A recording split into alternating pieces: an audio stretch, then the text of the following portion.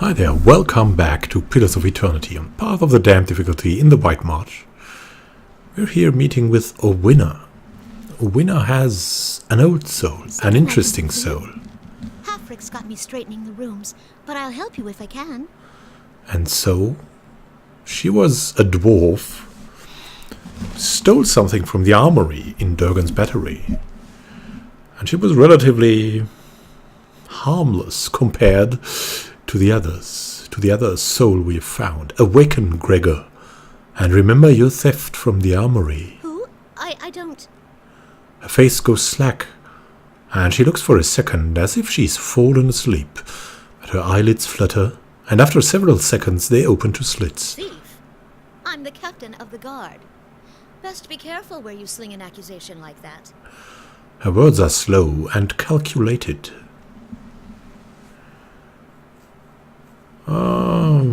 Relax, Gregor. I was hoping we could work together. We're of one mind then.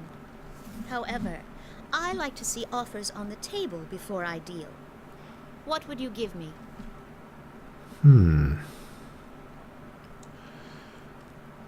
Well... Are we friendly or are we rational?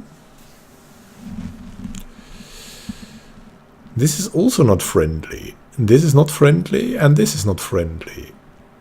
I don't know. We would like to go for this diplomatically because we have no other choice, I think. But,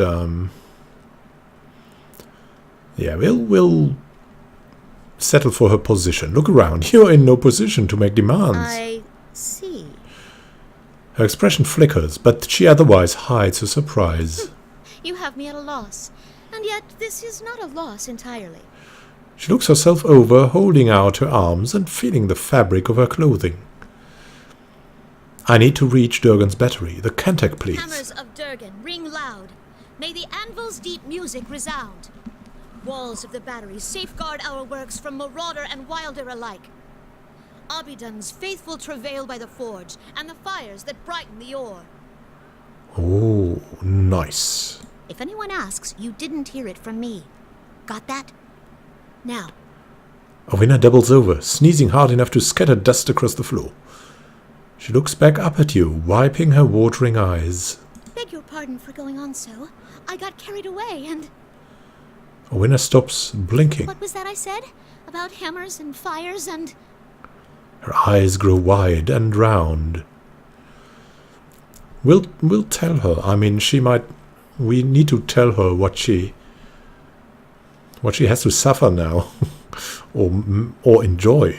You're awakened. You share the soul of a guard captain from Durgan's battery. You must be joking. How could that happen? Well, we'll tell her. We'll tell her.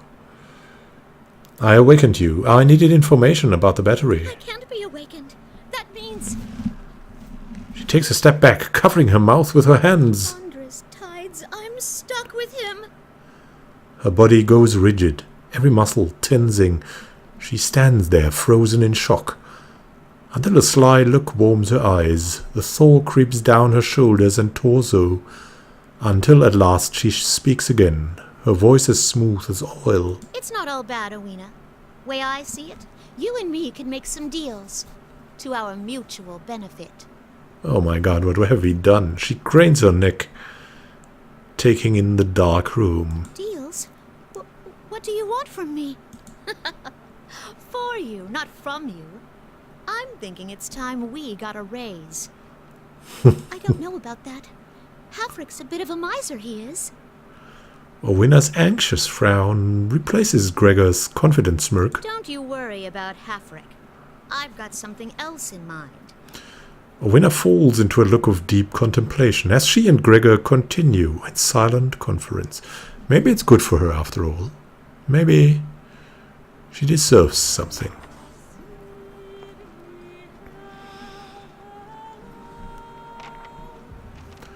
I still enjoy the music. It's such a nice, small little song. So that was Owynna. Ooh. So what is next on our way? Probably to return to Galvino. Let's look it up. Yeah, we might open the Bergen's battery. But we might also go back to Galvino. Look at that. I mean, this poem, that could also be a Cantac, right? Except it's an Estoc and a sword and dwarves. That doesn't make sense.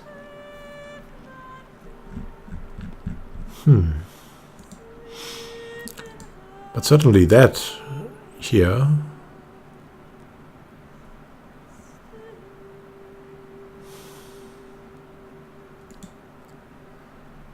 That here is at Galvino's, and so let's go back to Galvino. Maybe he has something else to say even that might help us. And no, we could talk about Helfric, about Owynna, maybe, or Heferic. What can I do for you? Farewell. We're not going to tell him about that man wanting his liquor. He's probably just going to laugh. That would be, I don't know. I count it as bad thoughts, but no deed, no harm done, so... He is planning something, but he'll never do it, so... No worries there. How was he called? That was him. Rayfold. Could go to Durgan's battery, could go to... Let's look. Ah. Not here. Let's go into the direction of Durgan's battery.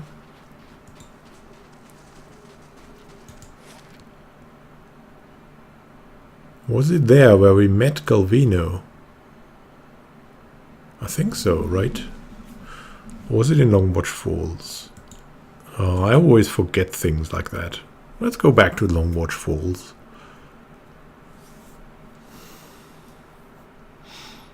Probably it wasn't there. It was in the battery. Maybe something has changed here too. Maybe that soul at the start. Could we help that soul a bit? Oh, that was the soul connected to the dragon. So if you're going here, there's that soul that is connected to the dragon.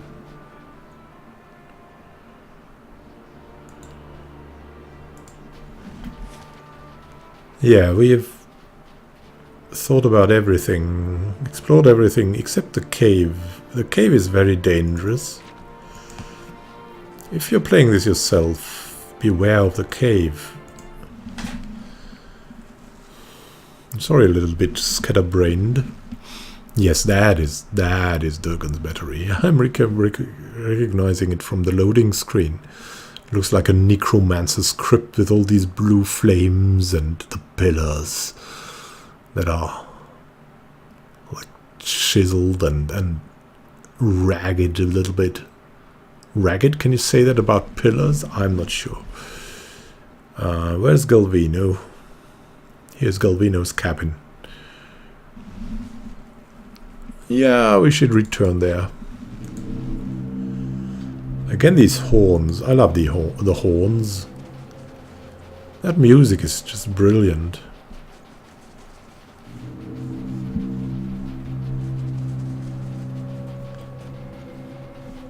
Ah, the snow. Snow. That music. How can you not love it? It's so creepily intense.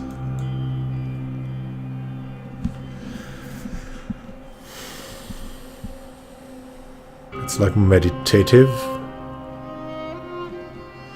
At the same time, I mean, it has something Celtic or something. Like the silent longing, the strange devotion to something we do not know about. Maybe it's this altar here we can see down there. Now this loading screen, is it? It looks suspiciously like the loading screen from the start. slightly modified, but I mean, this is Galvino's. They should put like Galvino's study there or something. Well, doesn't matter. Let's see who or what we meet there, and what Galvino will say too. And the Devil of Karok. Maybe she has something more funny to say.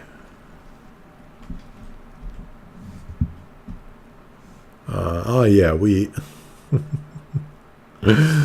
we took her with us. Hey, Galvino. The devil has not scorched you yet, eh? Perfetto. Oh, yes. I have news about Grinde. Yes? Does the sniveling cur hide in his home? Or has he been exiled to a place even more frigid and foul? He claps his hands together in excitement. Well, I learned that he murdered his sister. Diverus! The man is even more of a wretch than I thought.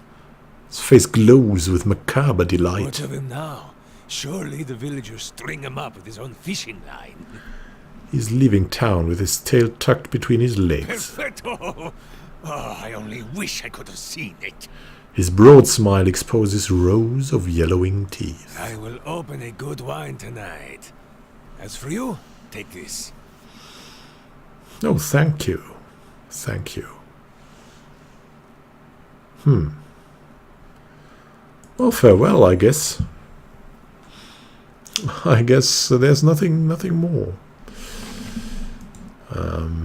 Maybe we could look into... It's just scrolls. The glass tree completed. Oh, we want to know about that. We sent Pelagina to a good quest. Legends have spread about a hidden valley in the living lands where fantastic creatures are born straight out of the earth. And new plants sprout and bloom every day. Some claim the place is sacred to the gods themselves, where they created all kith and wilder out of the primordial elements that churn just under the surface. Many of the tales describe a breathtaking, enormous glass tree with branches that reach across the valley and up to the clouds. They say its base is guarded by a foreboding helmed warrior, clad head to toe in glittering armor. It took 3 separate expeditions from the south coast of the living lands for Pelagina to reach the fabled valley of glass. Though the legends had been exaggerated somewhat, the reality of the valley was breathtaking. It contained flora and fauna that had never been seen in any other known part of Eora. Great lumbering beasts and terrifying winged creatures that flew so high that they seemed to disappear into the clouds, and at the heart of it all was the great glass tree. When Pelagina examined it, it became obvious that it was not made of glass at all, but a fascinating clear wood, bearing transparent sap along its great trunk and branches. Though the storied helmed warrior was nowhere to be found, Pelagina did find a pair of glittering clear wooden gauntlets at the base of the tree. It's unclear who made them, if they were made from that tree's wood, and why they had been left there. With the route finally charted, other explorers began arriving in the Valley of Glass, but subsequent visitors reported that the flora and fauna had started to fade and disappear. Some speculate that the arrival of outsiders was causing the magic of the valley to retreat back into the depths of Eora. We got glittering gauntlets. We shouldn't have went there. Oh man. Why can't you tell that earlier? So nothing new to report. We got some income. So everything is fine all in all. And what's in here? There's a book with the Eothasian prayers. What more is lying around here with that scorch? Rite of the Untamed Wild. And here, won't take anything from him. All right. Now that was very interesting. I guess we should go now to Durgan's battery, right?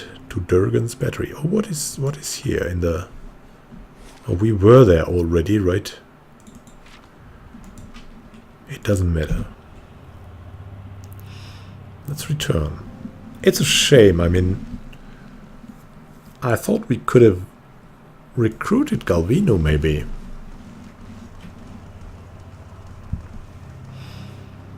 I love that they are also giving some of the characters, besides the recruitable ones, the little pictures. I think it makes quite a difference. Also, have you heard about the new Kingmaker, Pathfinder Kingmaker project? I also wanted to look into that, but I'm already kickstartering Pillars of Eternity 2. But that is also an interesting project. I think you can still slacker-backer it. I was kind of losing it a little bit, losing track because of my little son that has come to us now. So 3 kids now. Very tiny ones still. My God. So many kids.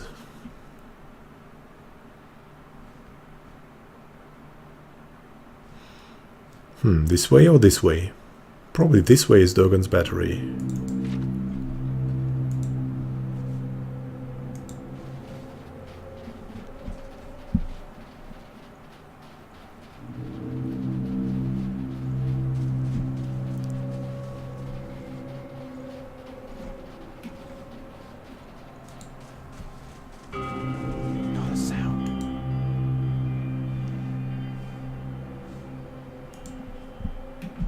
Oh, there is something. Mestla. Mestla. Oh, man. Oh, man. Mestla. Oh. This crate is empty. Though it smells strongly of fish, was the fisherman here. Mestla. There's going to be a fight in the next episode. We're positioning for that. Let's hope that Adonan does well, even without a shield. Thank you for watching. Happy gaming to you, and see you in the next episode of our Pillars of Eternity run. Have a good time until then, and happy gaming.